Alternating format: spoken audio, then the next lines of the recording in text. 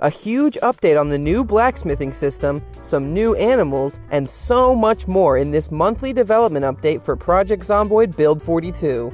As usual, this one is packed with new information, so let's get right to it. The first thing they show off is that doors now have a 3D opening and closing animation. This definitely will add to the immersion, but they also mention that later down the line, sometime after Build 42, this could lead to new mechanics like opening doors at different speeds, doors being left slightly open, peeking, bashing open, one-way fire doors, and things like that. Now for a look at all the new information about blacksmithing. Apparently, most of the crafting recipes have been finished, which now allows them to begin adding in content as the art for it is completed. Everything you would expect to be able to smith can be smithed. There will be multiple tiers of weapons you can craft, and each tier will differ in appearance and performance. They show us some new weapons you'll be able to craft and smith together, and they look amazing. There is still some balancing left to do, but the devs now consider the blacksmithing system to be mostly done. This means that we are one step closer to Build 42 being finished too. Another feature relating to smithing is that there will be a way of making steel from nothing. This ties back to their desire for you to be able to play Project Zomboid starting on a completely blank forest map. For now, they have these iron outcroppings that you can mine. They do want us to know, however, that this will be changed, as they are aware that having this much iron everywhere is not very realistic, so they will have to come up with something different. Once you gather iron, you can make a primitive forge and a charcoal pit, which will allow you to begin working your way up to making the tools required for higher tiers of blacksmithing. After that, they share a video with us showing off more of the new fluid mechanics. We can see them mixing hair dye and transferring it between different containers.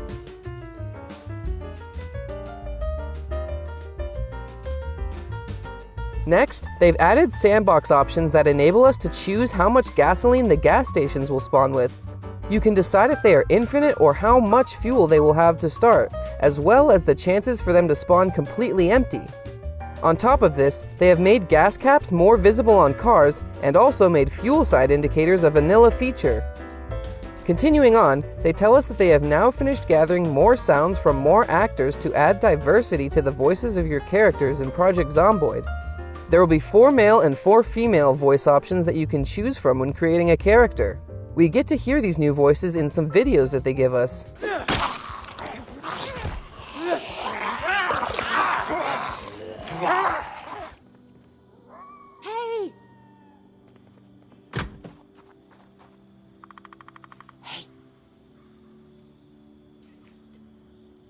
Now, a look at some more new animals.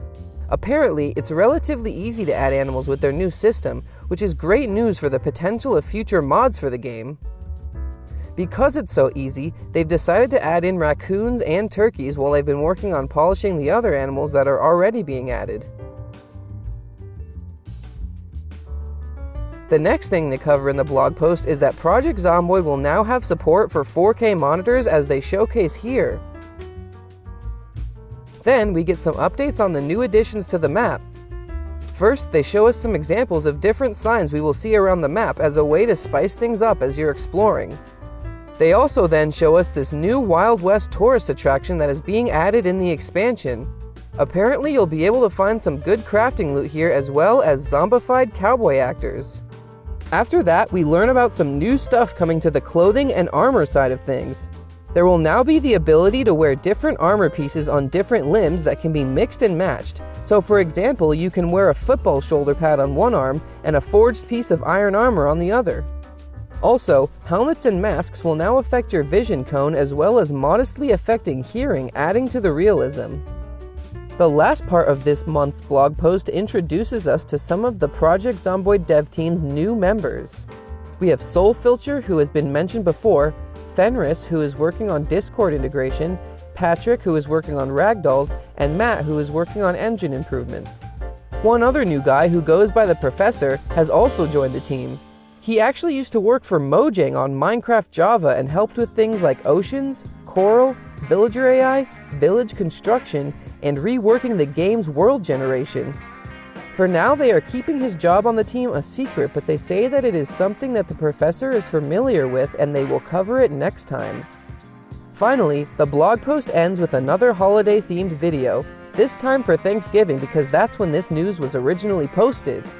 As you can tell, this video is coming out well after Thanksgiving, but that's because I've been working on editing the Megamap 2.0 video, which is out now. Thank you all for your patience with that, and I appreciate everyone who has shown their support. Putting together the Megamap 2.0 has been a lot of work, but now that that is mostly done, I will be able to focus on uploading lots more videos for you guys in the near future, so stay tuned.